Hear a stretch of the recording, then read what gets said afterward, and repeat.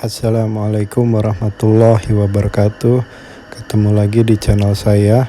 Hari ini saya akan cerita tentang proyek terbaru saya, yaitu merakit mini velo. Jadi ceritanya berapa bulan lalu saya jual frame set sepeda lama saya, sepeda lipat pertama saya, yaitu Ecosmo 7.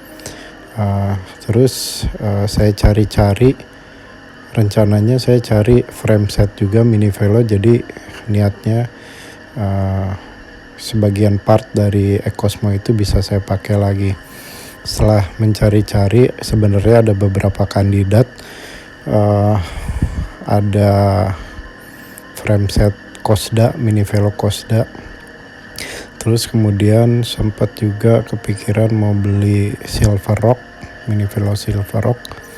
Nah, untuk yang Cosda itu harganya sekitar 2-3 jutaan, sedangkan yang Silver Rock itu harganya 4 jutaan sampai 5 jutaan.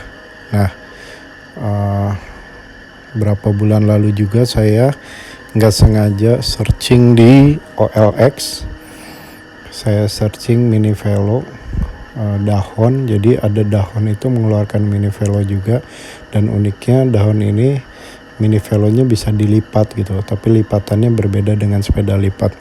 Begitu saya search di OLX, ternyata ada dahon Dash D20 warna merah second dengan harga 4,9. Terus coba saya kontak orangnya, dan ternyata bisa nego, dan harganya itu kalau dihitung memang lebih mahal dari Cosda, tapi lebih murah dari frame setnya si Silver Rock. Jadi harga yang dipasang di OLX oleh penjualnya itu adalah harga frame only tanpa fork. Tapi pas saya ke sana, pas saya datengin ke tokonya atau tempat jualnya, ternyata dia jual forknya juga. Jadi dia jual juga fork karbon kebetulan, tapi ini karbonnya nggak non brand, jadi nggak tahu saya kualitasnya bagus apa enggak. Tapi karena memang infonya dahon Dash D20 ini memang jualnya dia frame set tanpa ada forknya, jadi forknya emang harus cari sendiri. Nah, kebetulan karena di sana dijual juga forknya, jadi sekalian saya beli. Jadi kalau di OLX dia jual 4,9 itu frame only. Akhirnya saya tawar tuh fork sama frame sekalian, dapat harga 4,8 frame set sama forknya. Nah teman-teman, jadi beginilah kira-kira penampakan frame set dari dahon D20 mini velo. Yang saya beli ini warna merah, merahnya merah metallic glossy. Kemudian ada dekal, variasi dekalnya warna putih dan warna gold.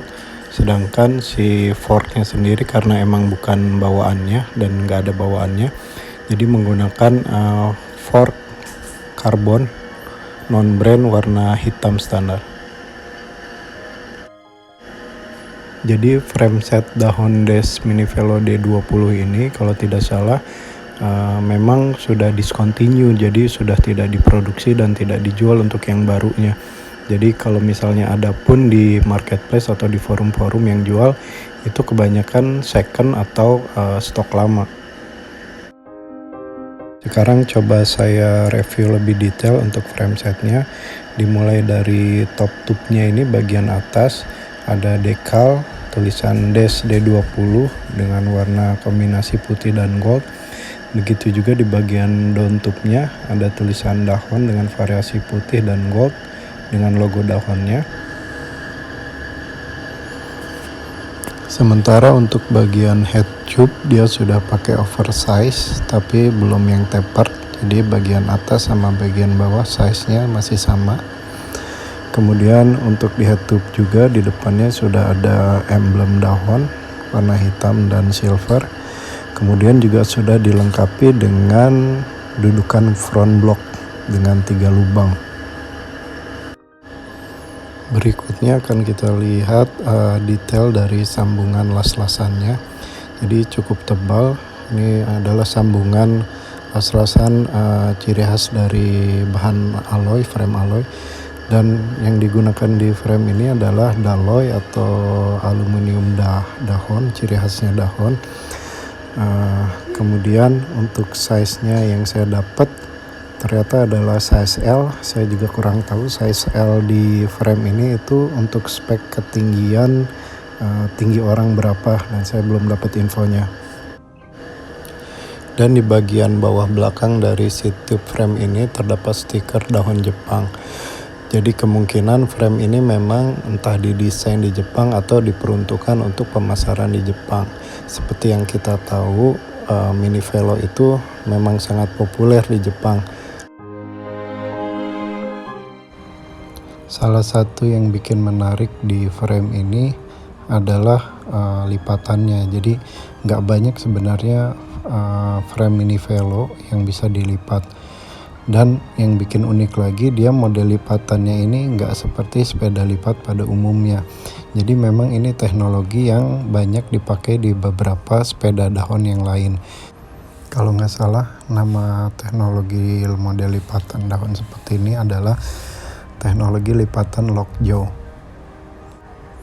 Saya belum coba cara melipatnya bagaimana, tapi kalau kita lihat dari sini, untuk membuka atau menutupnya itu harus menggunakan kunci L, tidak menggunakan tuas sepeda lipat pada umumnya. Jadi harus pakai kunci L untuk membuka dan mengencangkannya. Tapi kalau terlipat penampakannya kira-kira seperti ini. Dia modelnya 2 lipatan, jadi tidak terlipat semua framenya.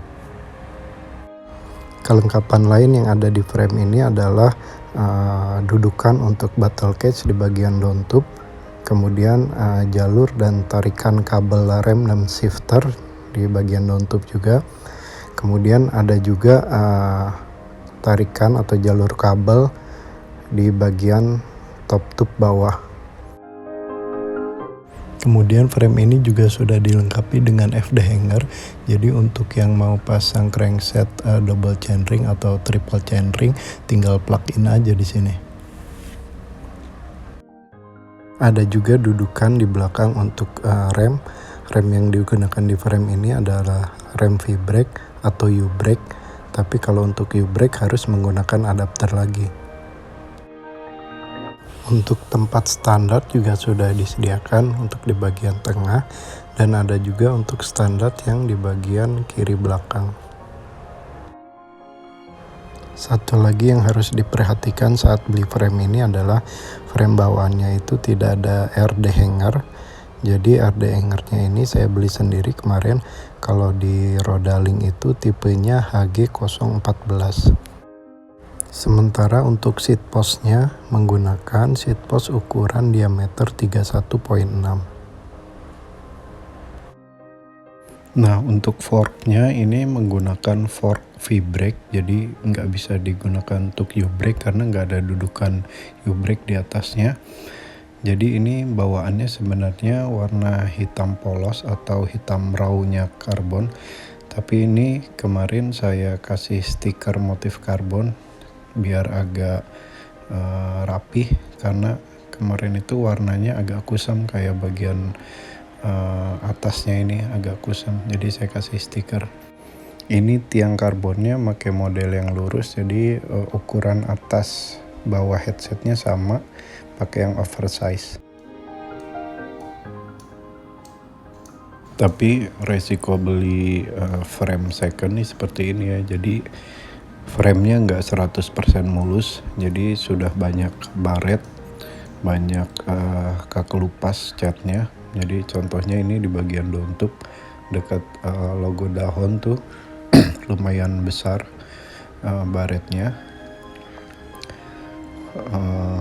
Di bagian sini, terus di bagian bawah dari logo dahonnya juga ada baretnya, mungkin bekas lipetan. Terus kemudian di bagian atas sedikit, di bagian lipatannya ini juga ada baretnya juga. Kemudian di bagian belakang sebelah kiri triangle yang kiri bawah ada baret juga di situ. Kemudian di bagian FD ini mungkin gesekan dengan FD yang dipasang, dan bagian lipetan sebelah kiri. Kalau saya coba ukur geometri, top tube-nya ini sekitar 55 cm. Kemudian untuk headsetnya sendiri itu sekitar tingginya 19 cm.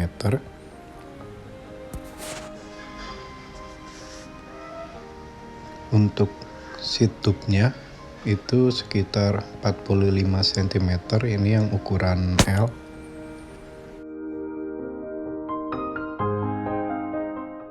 Sedangkan ukuran down tube-nya kalau saya ukur itu panjangnya 55 cm.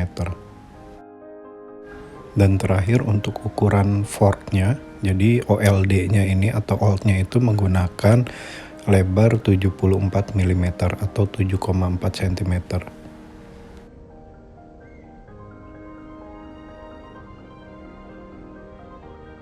Oke teman-teman, sekian dulu review dari saya mengenai review frameset dahon das Minivelo D20 ini, yang merupakan bagian dari proyek terbaru merakit Minivelo saya. Nantikan kelanjutannya di part 2 merakit Minivelo, sampai mana progres perakitannya akan saya jelaskan di video berikutnya. Terima kasih untuk yang sudah nonton. Jika ada komen atau saran mengenai part apa saja yang harus saya gunakan, silakan komen di bawah ya. Terima kasih.